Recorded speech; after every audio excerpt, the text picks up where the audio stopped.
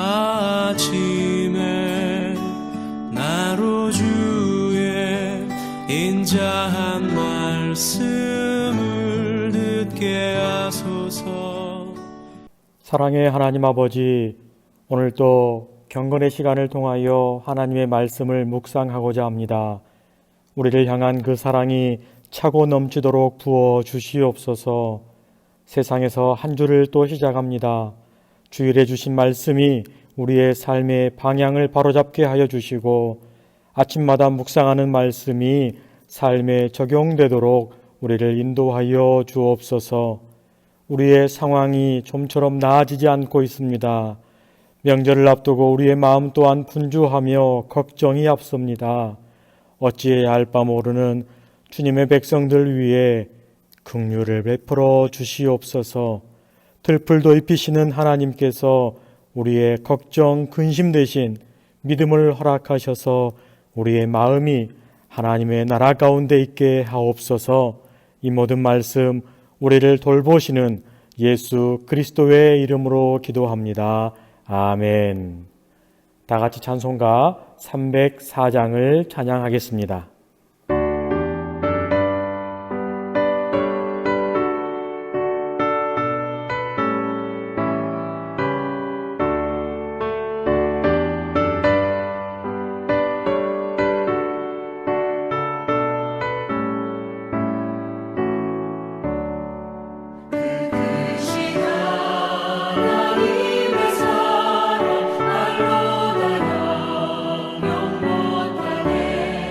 주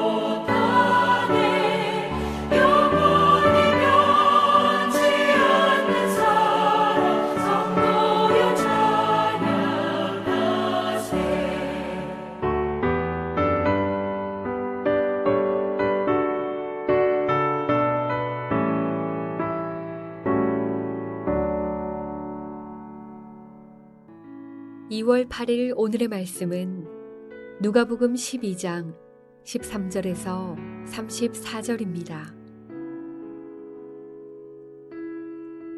무리 중에 한 사람이 이르되 선생님, 내 형을 명하여 유산을 나와 나누게 하소서 하니 이르시되 이 사람아, 누가 나를 너희의 재판장이나 물건 나누는 자로 세웠느냐 하시고 그들에게 이르시되 삼가 모든 탐심을 물리치라. 사람의 생명이 그 소유에 넉넉한 데 있지 아니하리라 하시고 또 비유로 그들에게 말하여 이르시되 한 부자가 그 밭에 소출이 풍성함에 심중에 생각하여 이르되 내가 곡식 쌓아둘 곳이 없으니 어찌할까 하고 또 이르되 내가 이렇게 하리라. 내 곡간을 헐고 더 크게 짓고 내 모든 곡식과 물건을 거기 쌓아두리라. 또 내가 내 영혼에게 이르되 영혼아, 여러 해 쓸 물건을 많이 쌓아두었으니 평안히 쉬고 먹고 마시고 즐거워하자 하리라 하되 하나님은 이르시되 어리석은 자여, 오늘 밤에 내 영혼을 도로 찾으리니 그러면 내 준비한 것이 누구의 것이 되겠느냐 하셨으니 자기를 위하여 재물을 쌓아두고 하나님께 대하여 부요하지 못한 자가 이와 같으니라. 또 제자들에게 이르시되 그러므로 내가 너희에게 이르노니 너희 목숨을 위하여 무엇을 먹을까 몸을 위하여 무엇을 입을까 염려하지 말라. 목숨이 음식보다 중하고 몸이 의복보다 중하니라. 까마귀를 생각하라. 심지도 아니하고 거두지도 아니하며 골방도 없고 창고도 없으되 하나님이 기르시나니 너희는 새보다 얼마나 더 귀하냐. 또 너희 중에 누가 염려함으로 그 키를 한 자라도 더할 수 있느냐. 그런즉 가장 작은 일도 하지 못하면서 어찌 다른 일들을 염려하느냐. 백합화를 생각하여 보라. 실로 만들지 않고 짜지도 아니하느니라. 그러나 내가 너희에게 말하노니 솔로몬의 모든 영광으로도 입은 것이 잇꽃 하나만큼 훌륭하지 못하였느니라. 오늘 있다가 내일 아궁이에 던져지는 들풀도 하나님이 이렇게 입히시거든 하물며 너희일까 보냐. 믿음이 작은 자들아, 너희는 무엇을 먹을까 무엇을 마실까 하여 구하지 말며 근심하지도 말라. 이 모든 것은 세상 백성들이 구하는 것이라. 너희 아버지께서는 이런 것이 너희에게 있어야 할 것을 아시느니라. 다만 너희는 그의 나라를 구하라. 그리하면 이런 것들을 너희에게 더하시리라. 적은 무리여 무서워 말라. 너희 아버지께서 그 나라를 너희에게 주시기를 기뻐하시느니라. 너희 소유를 팔아 구제하여 낡아지지 아니하는 배낭을 만들라. 곧 하늘에 둔 바 다함이 없는 보물이니 거기는 도둑도 가까이 하는 일이 없고 좀도 먹는 일이 없느니라. 너희 보물 있는 곳에는 너희 마음도 있으리라. 오늘 하루도 일상에서 주님을 만나는 복된 하루가 되시길 바랍니다. 예수님께서는 12장 서두 1절에서 12절까지 장차 핍박을 겪게 될 제자들이 취해야 할 태도를 가르쳐 주셨습니다. 바리새인들의 누룩을 주의하라. 사람이 아니라 하나님을 두려워하라. 무엇을 말할지 염려하지 말라. 이러한 것들은 종말의 시각에서 제자로서 신실하게 대처하기를 바라는 가르침이었습니다. 예수님의 가르침은 계속해서 오늘 본문까지 이어지게 되는데요. 오늘 본문은 조금 분량이 길기도 하는데 내용 면에서는 두 부류에게 가르치는 내용입니다. 13절에서 21절에는 생명의 가치를 재물로 이해한 어리석은 부자의 비유를 통하여 무리들을 가르치고 계시고 22절에서 34절에는 재앙으로 끝난 어리석은 부자의 인생을 피하는 길을 제시하므로 제자들을 가르치는 내용입니다. 예수님 당시의 여러 문헌들에서도 의인들이 하늘의 보상을 받거나 그들의 보상이 하늘에 쌓이게 된다는 개념이 일반적으로 등장을 하였다는 기록들이 있습니다. 그리고 구약 성경에도 시편이나 에스라서에서 이런 개념들이 등장했음을 우리는 알 수도 있습니다. 오늘 우리가 묵상하고 있는 이 누가복음에서는 신약의 다른 본문과 마찬가지로 하늘에 쌓는 보물이 구체적으로 어떤 것인지 설명하지는 않고 있지만 예수님은 분명히 하늘의 보화가 쌓이고 있다는 점과 그 보물은 저장하는 부분, 그러니까 안정성 부분에서 땅의 보물과 하늘의 보물이 근원적으로 다르다는 사실을 일깨워 주시고 계십니다. 예수님은 16절에 비유로 무리들에게 말씀하십니다.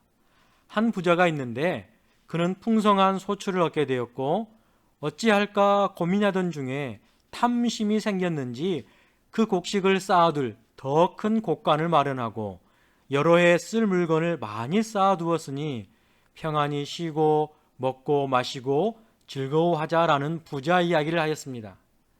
우리는 이 이야기 가운데 오늘 본문 18절과 19절을 눈여겨볼 필요가 있습니다. 이 두 구절에서 특별히 내 것이라는 단어가 5번이나 등장을 합니다.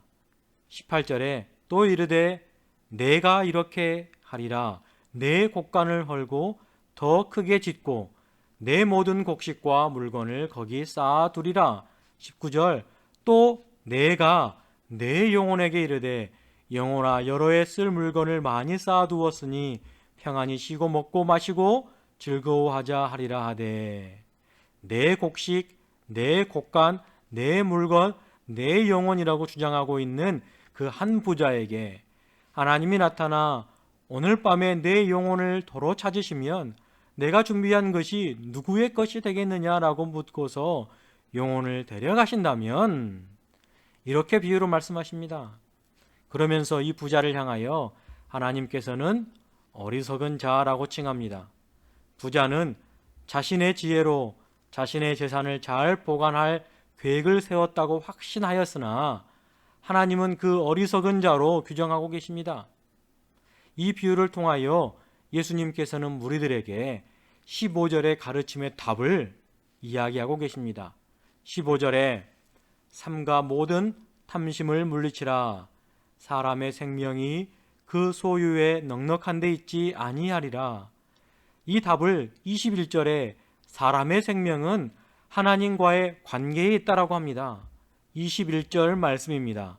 자기를 위하여 재물을 쌓아두고 하나님께 대하여 부여하지 못한 자가 이와 같으니라. 아멘.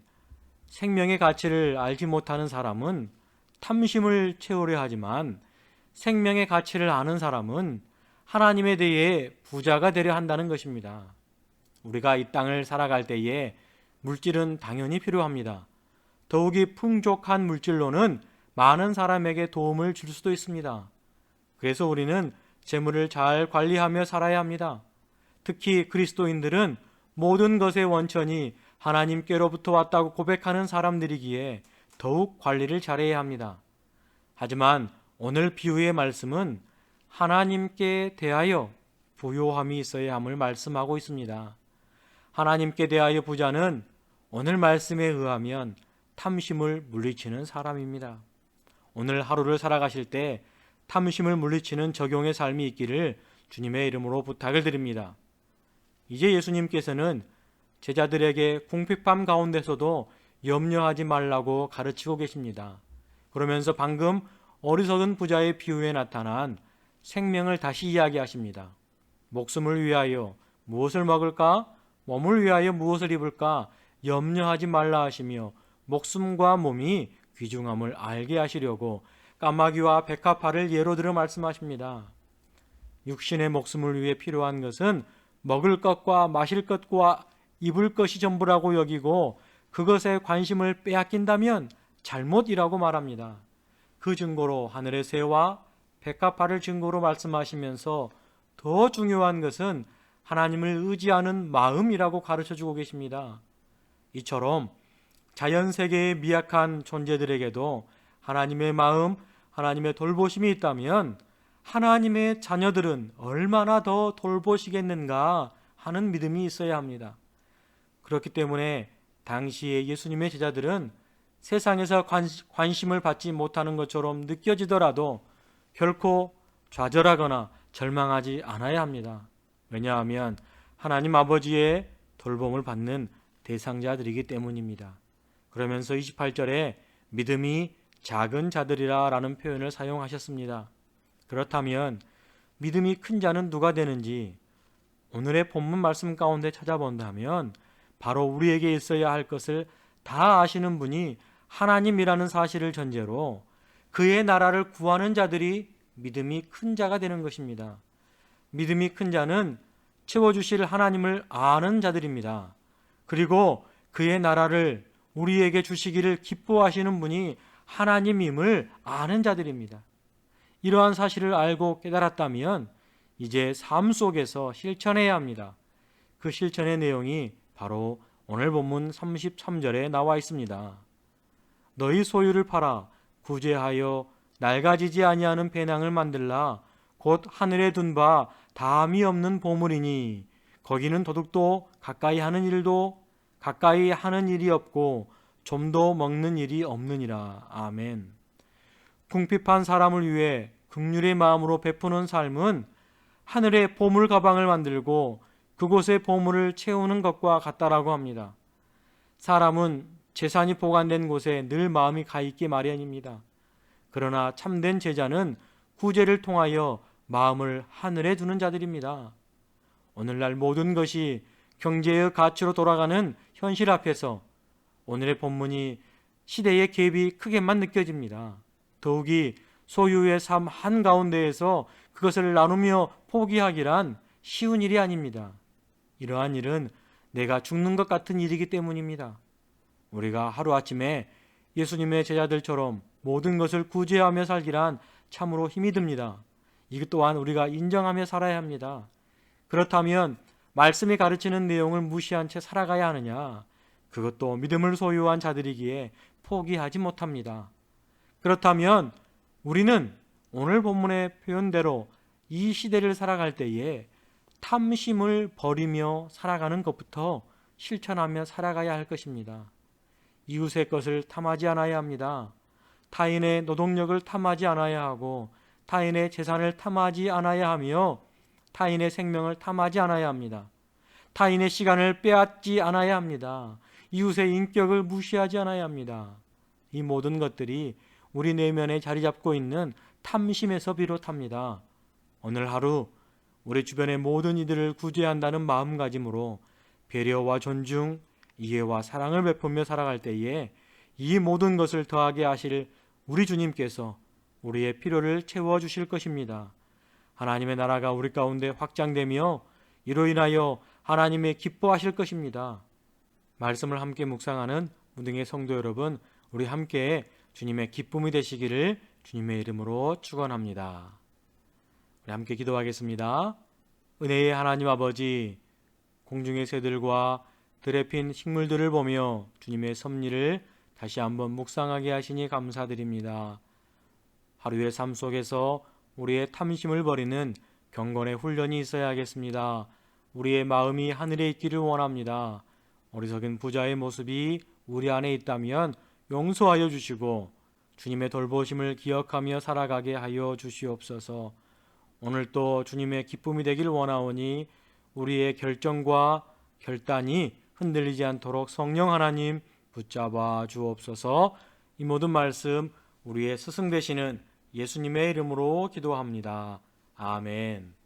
이 시간 나라와 민족을 위해, 교회를 위해, 그리고 개인을 위해 함께 기도하겠습니다.